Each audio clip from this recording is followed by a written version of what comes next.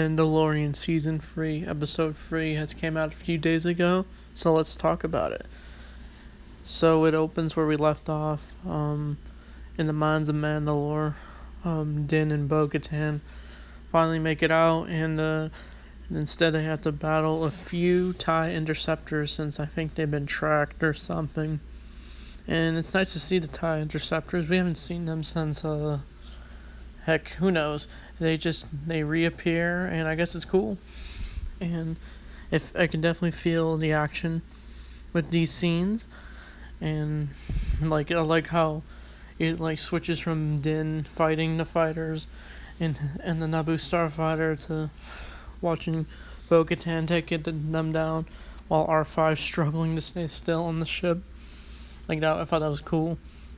I think they do take down them, and they decide to meet back up with their the cult that Mando hangs out with, since he's bathed in the living waters. And so, but then we shift gears a bit and go to a different story as part of this Mando first. We see the return of the one doctor who was experimenting on Grogu back in season 1 from 3 years ago.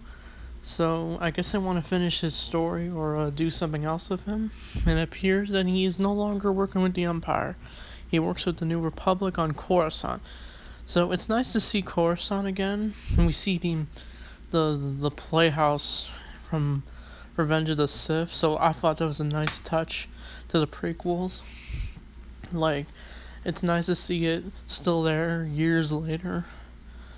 And he makes it. I thought he was making a speech in the one main room, the Senate conference where Palpatine sits, but no, I think it's a different conference room.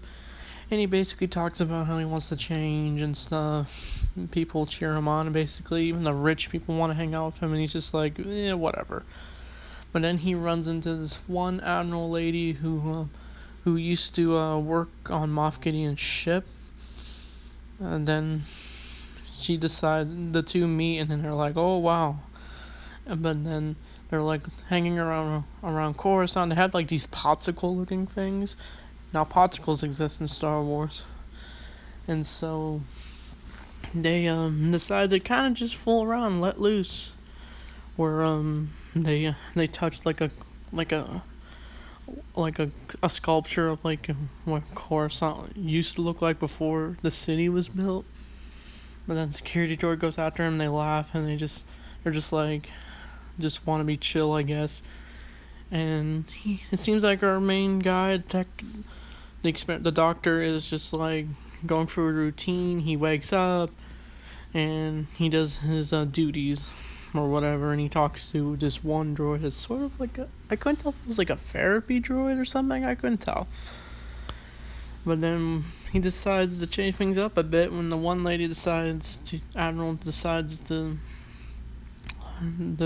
help him find a group of supplies on this one Star Destroyer that the New Republic has. And then they sort of play sneaky a bit, and they get past a droid who's asking for identification. They get past the gateway thing. They jump on various train tracks. It's like a train, basically. And eventually they jump off of the thing.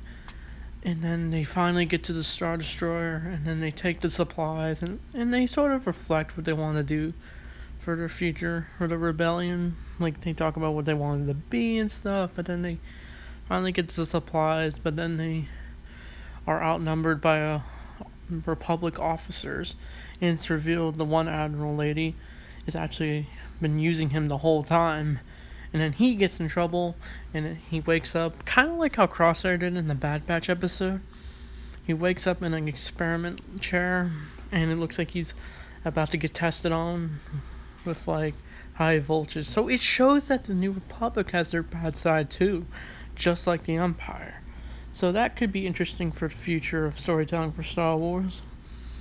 And then the episode goes back to Mando and Bo-Katan, and it shows that they get accepted into the Mando cult, and because Bo-Katan didn't take her helmet off in front of others, she can now join the cult. And that's where the episode ends. I was just like, dang, gotta wait next week. So I thought this episode was interesting. I think my only issue was I didn't really see the point of exploring that Doctor character. I guess I felt like they were doing it to fill in runtime, but I felt like the story was interesting a little. It's nice to see other characters get explored in The Mandalorian, but this could be set up for future stories. We'll just have to wait and see. So I'd give this episode probably maybe a 7 out of 10. I didn't love it. It was nice to see Coruscant for sure.